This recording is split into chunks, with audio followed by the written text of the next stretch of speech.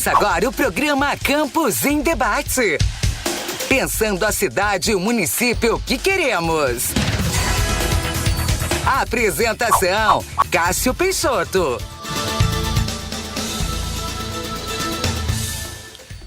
Muito boa tarde, público ouvinte, população de Campos dos Goytacazes.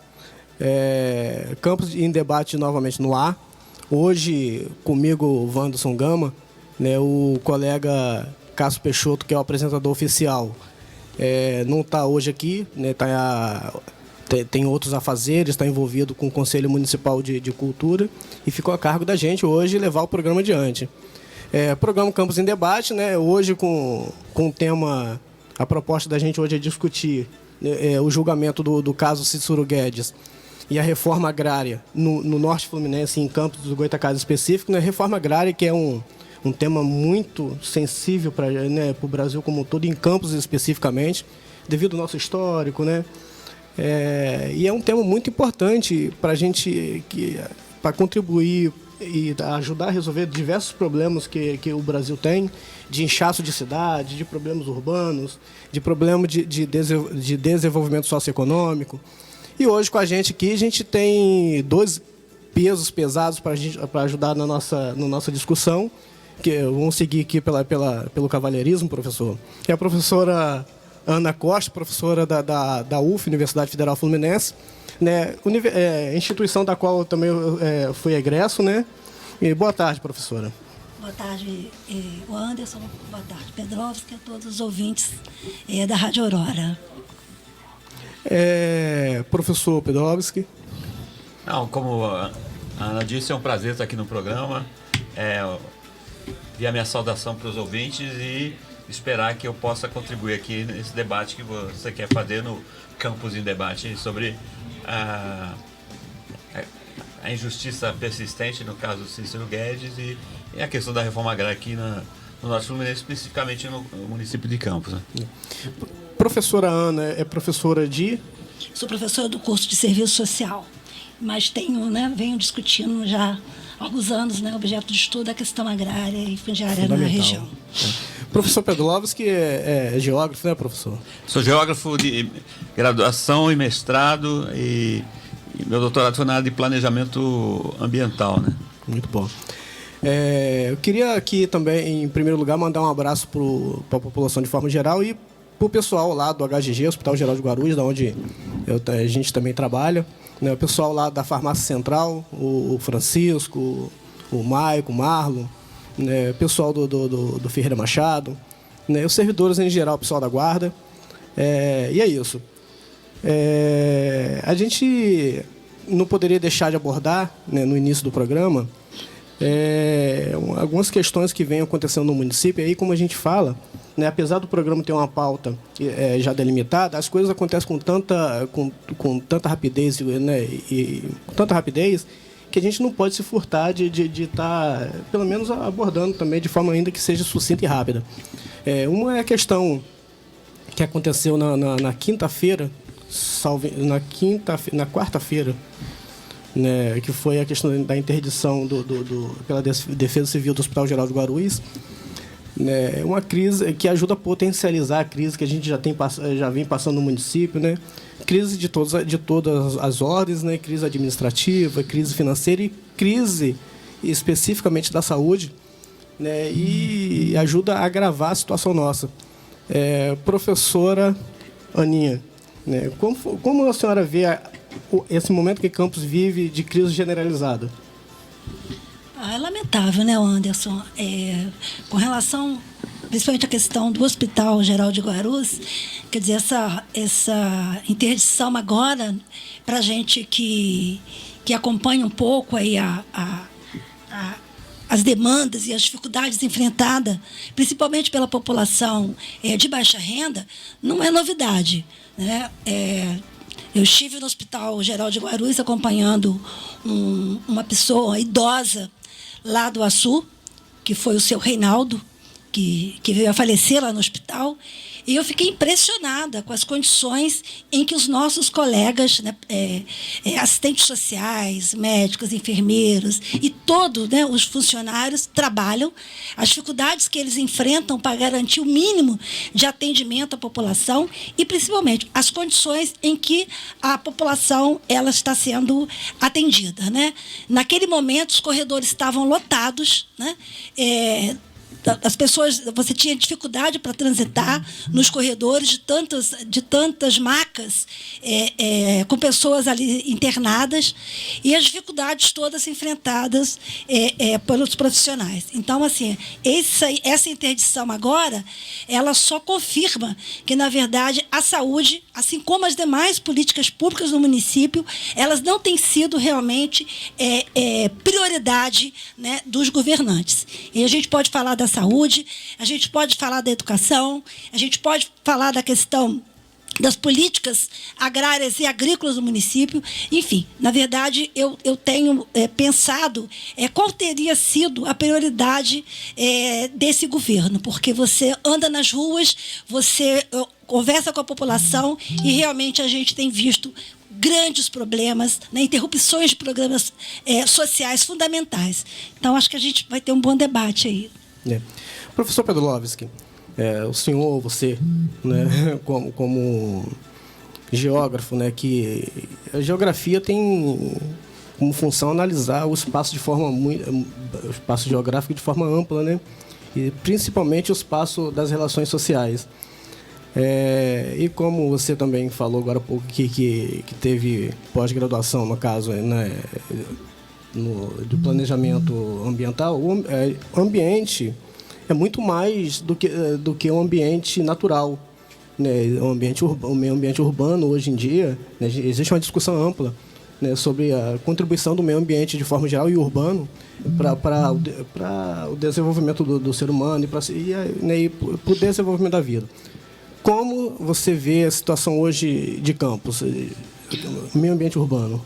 Olha só, eu queria começar retomando o que a Ana falou. O problema é que eu acho que essa é uma crise, como a crise do Estado neoliberal, ele é uma crise seletiva, porque é uma crise que cai nas costas dos mais pobres, dos trabalhadores e da juventude. Se a gente examinar o orçamento municipal, o valor nominal dele não é tão diferente de outros anos. E a execução aparentemente não é, até porque tem uma série de contratos sendo aditivados que são herdados da gestão anterior. E isso decorre que é uma máquina muito cara. E esse preço caro da máquina não se reflete na qualidade de nenhum serviço público que a gente possa pensar aqui agora. Educação, saúde, limpeza urbana, habitação, transporte público, porque esse é um governo muito curioso.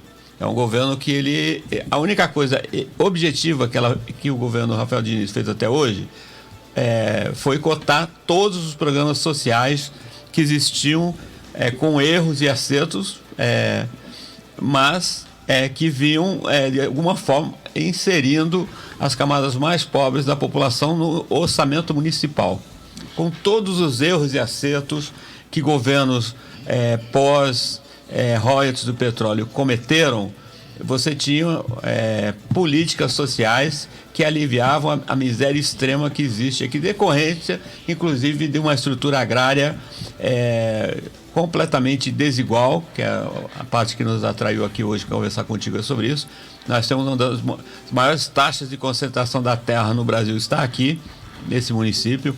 É um município que 2009 foi o ano que mais libertou escravo na América Latina, no trabalho do Código da Cana. Eu estava com a Ana, a gente fazia parte do Comitê de Erradicação do Trabalho Escravo aqui.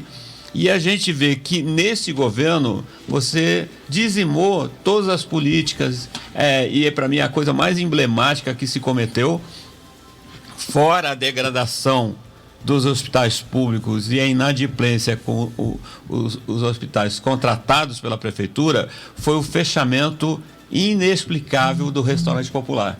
É no restaurante popular que se sintetiza esse governo, porque aquele restaurante popular custava à prefeitura R$280 mil mês, foi fechado inexplicavelmente, quase que em sequência se fez a contratação de uma empresa particular para gerir o aeroporto de Campos por quase 600 mil. Se retira a Infraero, que cobrava 300, se coloca uma empresa no lugar da Infraero para R$545 mil. Era quase certinho 2 meses de restaurante popular. Então, se a gente agora... a gente, inclusive, eu tenho um aluno nesse momento que está fazendo um estudo do descolamento das políticas ambientais de Campos, das grandes macropolíticas que estão sendo propostas num plano das Organizações das Nações Unidas, os chamados Objetivos de Desenvolvimento Sustentável. Então, a gente está estudando como que a cidade de Campos está... A gente ainda não... Como a gente não concluiu o estudo, é precoce falar o que a gente vai encontrar. Ou a gente vai declarar que encontrou. Porque ciência a gente não é premonitivo, né? Quanto muito, a gente faz prognóstico. Mas uma coisa que eu posso observar, por exemplo, essas últimas chuvas aqui, eu já falei isso para alguém recentemente, uma das partes mais draconianas do processo de você não ter um sistema de adequação a uma realidade climática nova é que enquanto certas áreas da cidade podem ficar cheias 2 horas, 3 horas, você vai ter bairros inteiros, justamente os bairros mais pobres, que ficarão inundados por semanas. Isso sem que o poder público municipal sequer reconheça que esse é um problema, sequer ele tenha políticas de defesa civil que reconheçam essa diferença. Por exemplo, onde é que estão as áreas mais afetadas pelas últimas chuvas? Estão lá na região do Imbé, estão lá em Rio Preto. As pessoas estão lá em situação de calamidade pública. Isso nem chega aqui na cidade, porque esse é um município tão grande e essa prefeitura, se ela não conseguiu dar conta dos problemas da área urbana principal, imagina como é que estão as localidades mais distantes. Então você fala, como é que está a questão ambiental aqui em Campos, o tratamento da questão ambiental? Está como todo o resto, está um caos. E por isso a vaia que o prefeito recebeu no momento que deveria ser de festa de inauguração de um empreendimento na área mais populosa e que é aparentemente para onde vai se dar uma série de investimentos importantes do município. Ele vai lá para o momento que deveria ser de festa e ele não consegue falar. E aí ele culpa os assassinados. Ele falou, eu que luto pelos assassinados, estou sendo culpado no lugar do assassino. O problema é que o prefeito prometeu que ele ia ser um Lázaro, ele ia fazer a ressurreição do assassinado. Então, na verdade, o que essa prefeitura fez até agora foi afundar o cadáver, que se a gente pode fazer por metáfora, a prefeitura de Campos. Né? A proposta do programa é essa mesmo, né? Discutir Campos sob uma outra perspectiva e suscitar o debate daquilo que, invariavelmente, né, a sociedade, de forma mais ampla, e os governos também não têm interesse muito de discutir. Né? É interessante a gente observar o seguinte, né, essa questão que a gente passa hoje em dia, né, de crise generalizada, o que a gente observa é que a retórica do governo é sempre a mesma, no que diz respeito a culpar a questão da falta de recurso, falta de crise no orçamento. Né? Agora, isso é uma questão também que é criada, e aí a gente tem que também ser justo, né? Porque uma coisa que pesa contra o atual governo é a incapacidade dele, pelo menos, se acercar de pessoas competentes, né, para estar gerenciando e administrando o município. Né? Mas são questões que vêm tombando a tempo, né, que está se refletindo nesse momento que a gente vive agora de crise generalizada, né, no que diz respeito à questão de recursos, por exemplo, que foi a falta de aplicação, na época, no momento áureo dos royalties do petróleo, de aplicação desse recurso em programas que pudessem alavancar o desenvolvimento endógeno do município e precaver quanto a esse momento que a gente está passando no momento atual, né, professora Ana? Eu acho que, assim, quando a gente está discutindo colocando campos em debate, claro que nós não podemos deixar de contextualizar como o Pedrovski já iniciou. Quer dizer, claro que nós estamos vivendo, quer dizer, uma crise generalizada, seja política, econômica, social, ambiental, e isso não está só colocado para o Brasil, isso está colocado para os países aspas, ditos, né, em desenvolvimento. Então, nesse sentido, a gente compreende isso, né? Agora, o que é esse novo modelo? Quer dizer, quando a gente está falando do projeto neoliberal, nós estamos falando, portanto, e aí a gente está vendo as crises na América Latina e, portanto, também os processos de resistência, de levante popular e etc. Nós estamos falando, por exemplo, de governos que eles estão... e aí tem uma questão que é ideológica, não podemos deixar de falar isso. Quer dizer, quando esse governo, o governo municipal, ele tem essa perspectiva, né? Que logo no início todos os programas foram fechados porque teria que se rever o orçamento. Era preciso, portanto, cortar. Né? E quando corta de que lado que ele corta? De que lado que ele corta? Os programas sociais que são cortados, como muito bem colocou o Pedrovski, o restaurante popular, já que a gente está discutindo a questão agrária, ele tem um rebatimento importantíssimo, por exemplo, na questão agrária. Quer dizer, um prefeito ou uma prefeita que se coloque realmente no lugar de garantir que o orçamento público ele tem que retornar com políticas públicas, principalmente para aqueles que mais precisam dela. Na verdade, o restaurante popular ele poderia ser um alavancador, por exemplo, de programas nos assentamentos da reforma agrária no município. Quantos assentamentos a gente tem? Quantas famílias poderiam ser beneficiadas com o restaurante popular funcionando a contento, né, e garantindo que a produção dos alimentos viesse dos assentamentos? Isso garantiria um programa fundamental que, na verdade, eu concordo plenamente com o Pedrovski, ele sintetiza um pouco do que foi a definição de prioridades do governo quando ele fecha o restaurante, e ele deixa de contribuir para um conjunto de políticas. Portanto, quando a gente está falando dos projetos que foram cortados, né, e da ausência de políticas públicas no geral, você imagina, tem escolas, por exemplo, né, teve uma grande divulgação da economia que foi feita na Secretaria de Educação com uma mudança da questão do trabalho com relação à questão dos livros, por exemplo, né, foi cortado do governo anterior e que, então, portanto, com a questão da utilização dos livros, né, do governo federal, isso reduziria. Quer dizer, tem escola que até agora não receberam os livros escolares. Os alunos estão fechando o ano escolar e ainda não receberam os livros escolares. Isso é de uma gravidade enorme. Economizar para quê? Quer dizer, o que adianta economizar na educação se você, na verdade, priva os alunos que por direito, teriam que ter acesso a todo esse material? Você tem escolas sem quadras esportivas. Você tem escolas, né, com dificuldade, que não tem pedagogo, por exemplo. Então, assim, eu acho que essa questão de justificar isso em função de rever orçamento, em função de cortes, na verdade, seguir a cartilha neoliberal, em que o Estado ele vai ser mínimo para as políticas públicas, para garantir os direitos sociais da população que mais precisa, aquilo que, na verdade, foram conquistas históricas, né, das classes trabalhadoras nesse país. E aí nós podemos falar, infelizmente, hoje nós temos que falar da esfera municipal, estadual e federal. Então, assim, o corte das políticas públicas, ela acaba tendo rebatimento na saúde, na educação, na questão das políticas para os assentamentos, para os pequenos agricultores rurais. Né? E a gente tem um outro elemento que é importante, que é o avanço, por exemplo, que a gente, já que a gente está discutindo a questão agrária, o avanço que a gente tem do domínio privado da terra na nossa região, né?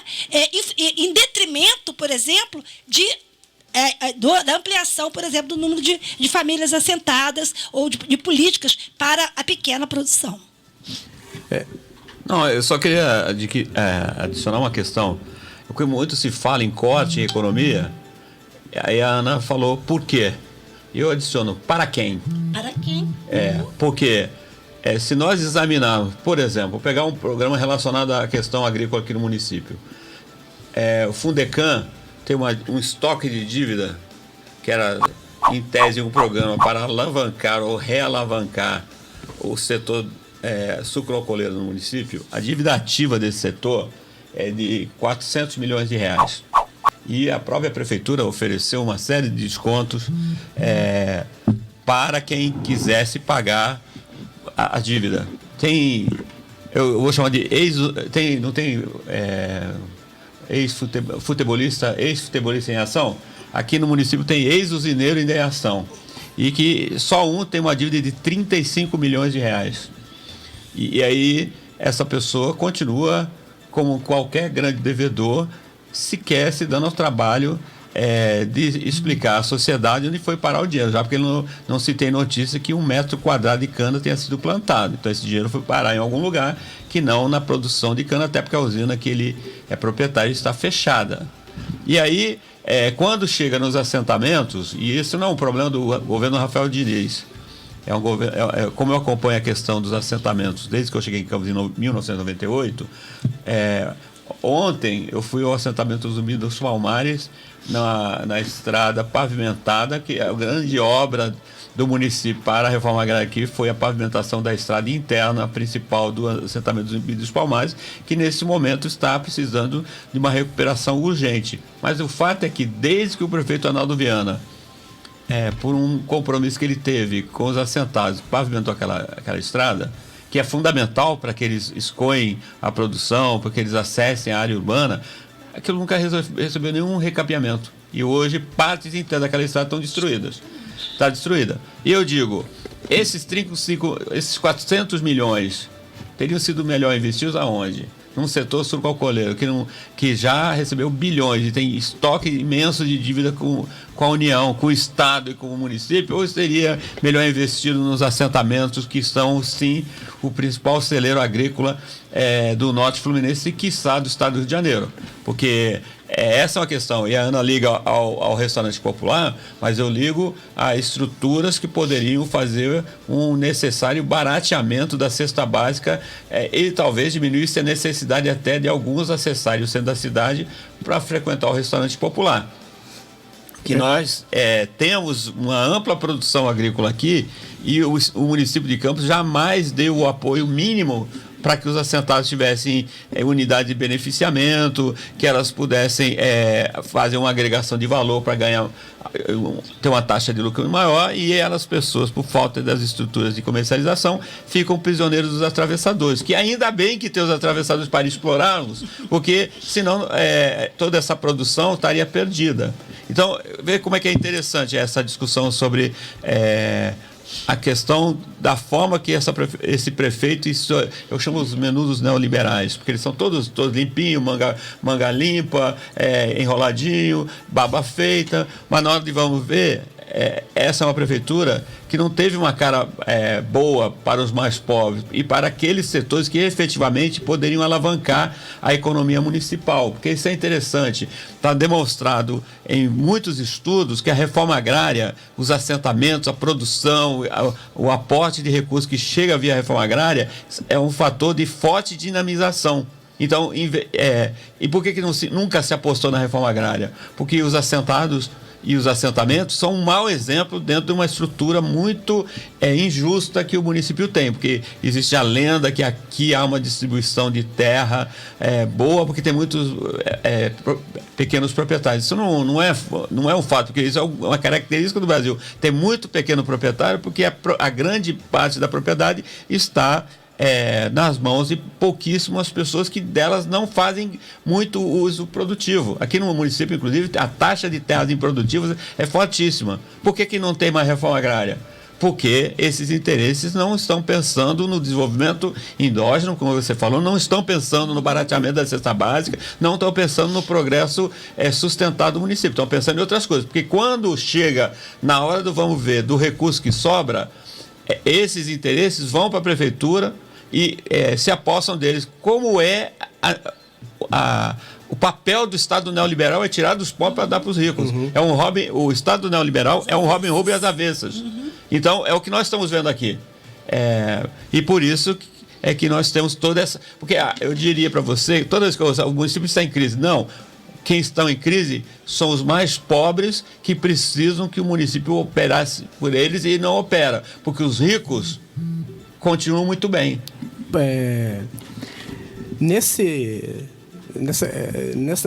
Na esteira dessa discussão sobre a questão da reforma agrária, um assunto que é fundamental, em Campos especificamente, em Campos que tem uma tradição de conservadorismo, de latifúndio, né? Tem o caso, né, que é agora recente, que foi do julgamento do assassinato do Cícero Guedes, né, militante histórico do MST em Campos, né,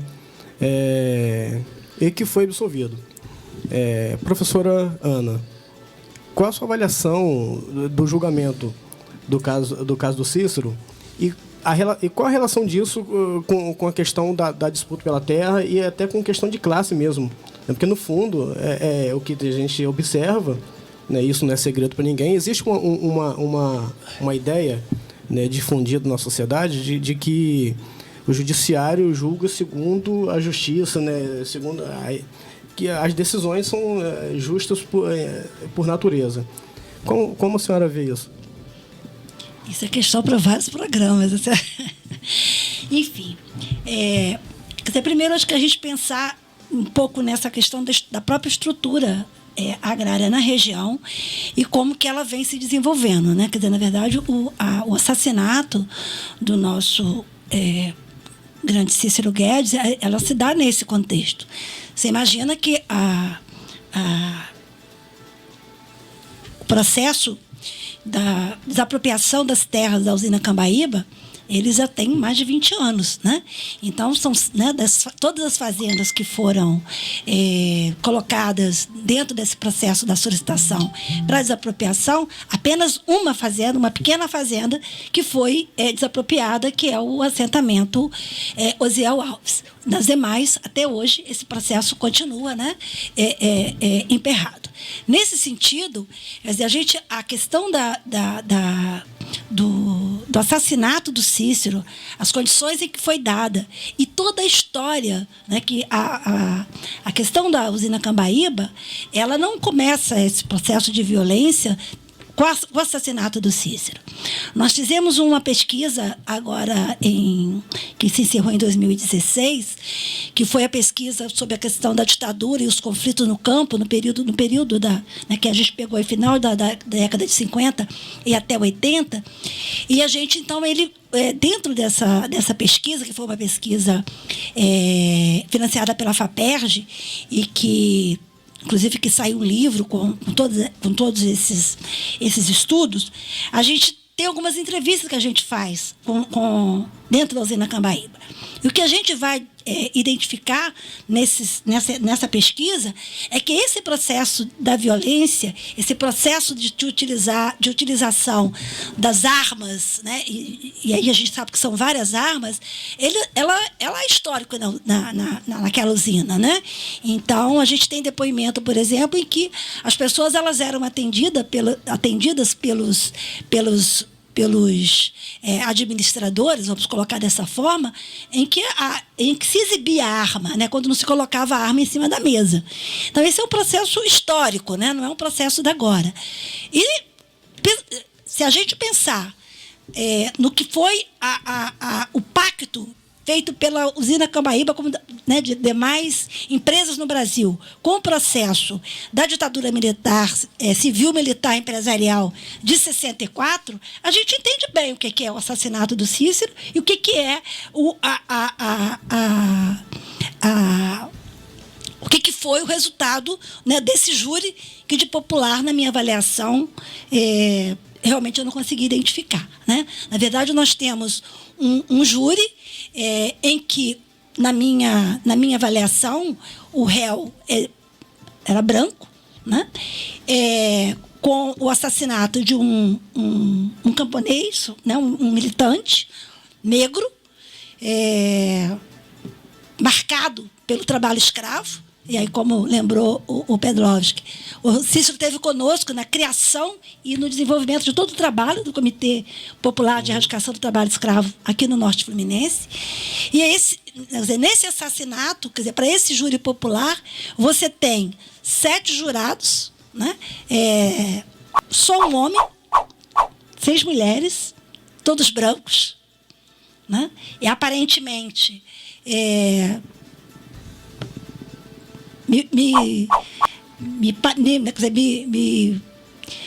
eu identifiquei, né,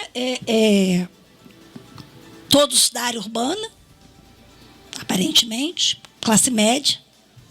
Portanto, eu perguntaria aqui para vocês e para quem está nos ouvindo, né? Será que esse é o objetivo do júri popular, né? É trazer a diversidade da sociedade. O júri popular, ele representa a diversidade que tem na sociedade. Ou deveria. Em tese, bem lembrado, Wanda. Em tese, né, esse seria o objetivo. E, na verdade, não me parece que esse foi essa representação que estava naquele júri, né? Então, nós tínhamos um defensor, né, quer dizer, todos os que estavam, todos os representantes das justiças também, né, com essas mesmas características. Portanto, na minha avaliação, aquele júri popular, ele sequer considerou todos os depoimentos das testemunhas. Mas, na verdade, na hora da sua votação, o que ficou foi a forma eloquente, eu diria, competente. A competência, ela pode servir um lado contra o outro, né?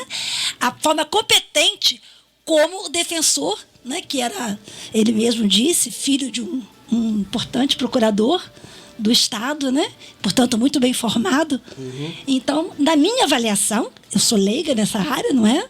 Mas pensando na minha avaliação daquele cenário, e acho que você colocou outra questão, né? A questão do espaço, a própria forma como o espaço ele é distribuído dentro do júri, né? Ele também já demonstra alguns elementos de poder ali dentro, né? E isso ficou muito bem caracterizado naquele júri, né? Então, realmente, eu acho que a grande questão daquele júri, e no caso do legado do Cícero, é isso, é que a gente realmente não aguardar dessa justiça, que é uma justiça, na verdade, que tem um papel dentro da sociedade de classe, né? Eu acho que dentro da sociedade de classe é essa o papel da justiça. Eu tenho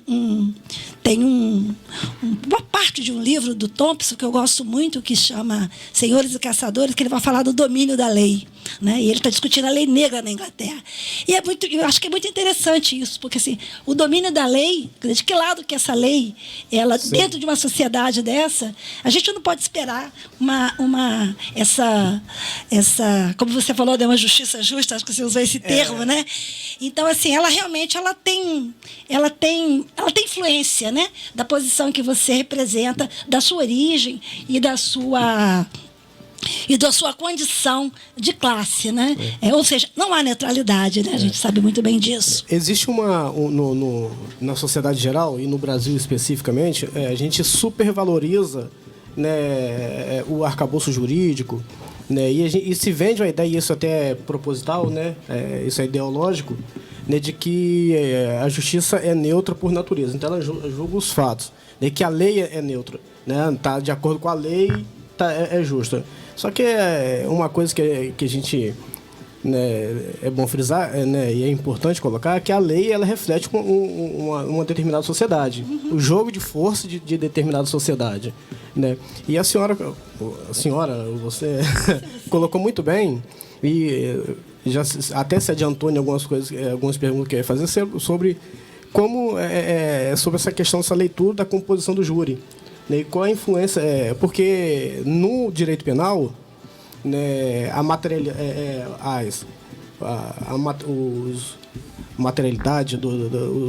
as ações, os eventos, eles tanto as motivações, né, tanto servem para como atenuantes da pena ou até como agravantes, né? É lógico que o júri popular muitas das vezes não vai ter isso vai servir muito para o juiz para dosar a pena, não o veredito em si se é culpado ou não, né? Mas isso acaba influenciando, né, o júri ali, né, os eventos que ocorreram, né? E é lógico que a interpretação do júri vai depender da sua posição social, né? Aonde esse indivíduo está inserido, né? E você colocou muito bem, já se adiantou naquilo que a gente iria colocar, fazer perguntas que a gente ia fazer aqui no decorrer do programa. Professor Pedolowski,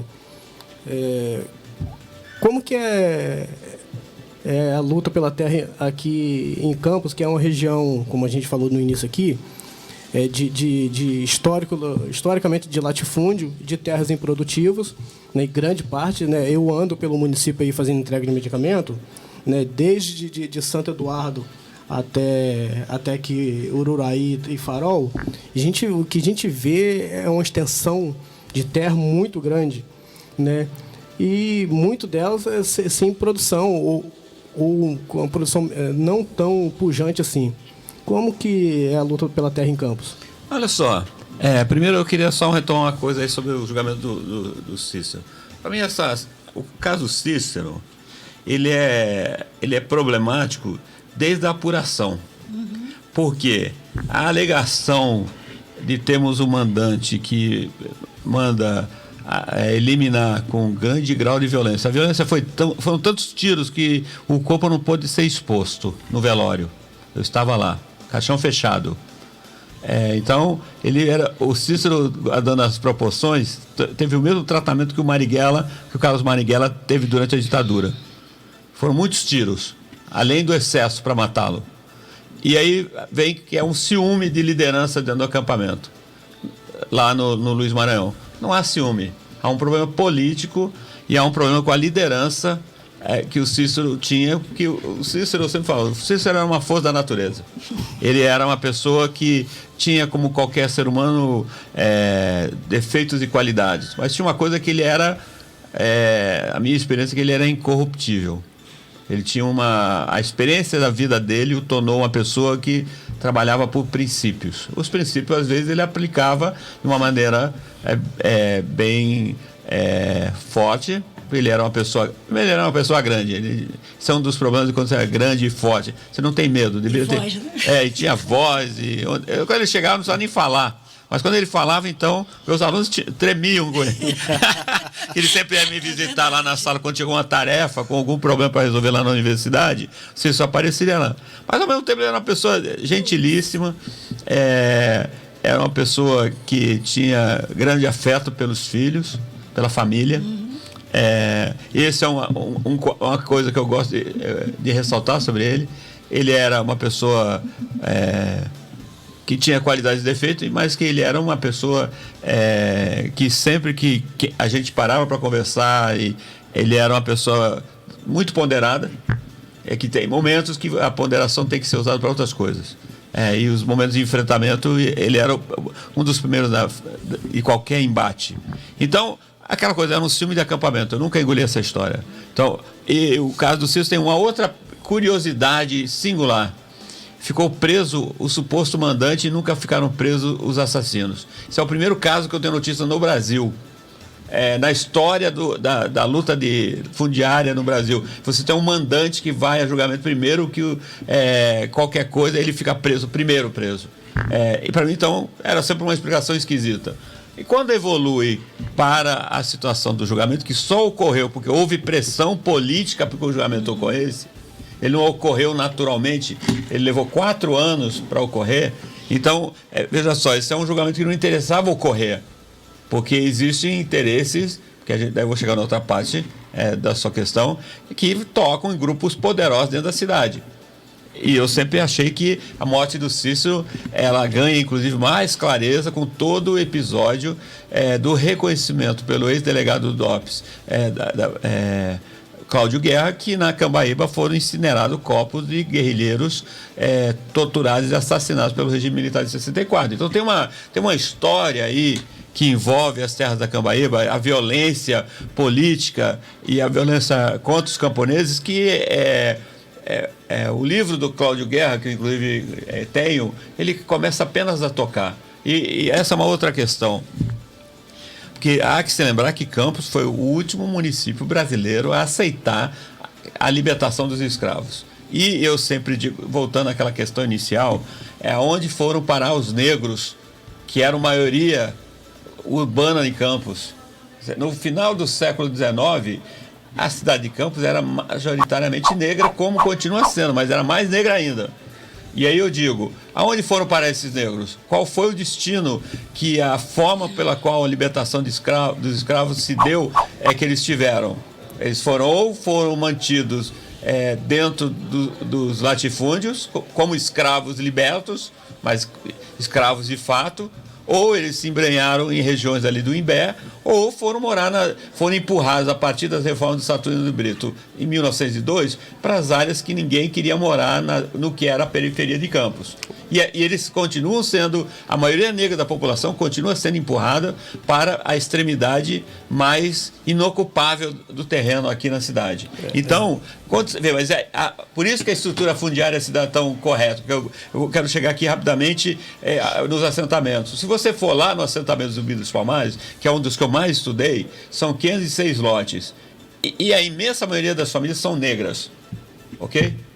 E essas famílias negras estão não só libertas, como trabalhando a terra e como produzindo seu alimento e como fornecendo alimento barato para a cidade. É uma condição diferente daquela que eles estavam em 1997, quando partiram para a ocupação de um latifúndio improdutivo, porque eles estavam sem condição de trabalho, como a maioria das pessoas hoje está. Então, você vê como é importante a reforma agrária, como é importante a luta política, mas não há condição ainda disposição, porque o município de Campos poderia fazer seu próprio programa de reforma agrária. Porque tem esses devedores do Fundecam poderia se desapropriar e entregar para a reforma agrária municipal. Por que nunca se vicejou essa possibilidade? Então eu digo, agora, aqui se matou muita gente. Pode ser que nem sempre a relação entre o assassinato e a notícia do assassinato seja a luta pela terra como o Cícero, mas mesmo no assentamento Zio Alves ocorreram vários desaparecimentos que nunca foram explicados. E eu quero terminar o seguinte, eu só espero que com esse julgamento não se procure então os verdadeiros culpados do assassinato do Cícero, que não sejam, se não foi o mandante não era aquele, então quem é? Porque a justiça disse que não era aquele. Então, agora quem foi? Vamos chegar nos reais mandantes do assassinato, então? Por isso que a questão do Cícero, até porque a gente acaba de celebrar o Dia da Consciência Negra, ele era uma liderança negra, eu espero que a gente tenha a consciência de não deixar esse caso ficar eternamente sem solução. O que acontece? 1 hora é um tempo muito curto, a gente começa... entrando em alguns assuntos que são extensos também, e o tempo vai numa velocidade fenomenal. Agora, eu só queria já deixar, já de antemão, convidado os dois de novo, porque o tema é para voltar aqui para a gente conversar, porque a gente já viu aqui que o tema é amplo, né, e não se esgota com 1 hora de debate. Eu queria pedir à professora Ana para fazer as considerações finais e deixar já em aberto para um outro dia. Primeiro, agradecer a você, Anderson, pela gentileza da condução do programa, agradecer o convite, né, para estar aqui, agradecer aí a interlocução aí com Pedrovski e dizer isso, né? Quer dizer que, na verdade, esse tema da reforma agrária, a questão dos conflitos aqui na região, realmente é um tema que tem muitos desdobramentos, né? E, assim, eu acho que tem 2 questões, que só para encerrar, que, assim, quando a gente está falando do processo, por exemplo, do envolvimento, das denúncias de envolvimento da usina Cambaíba com a questão dos conflitos pela terra na região, lembrar também, quer dizer, que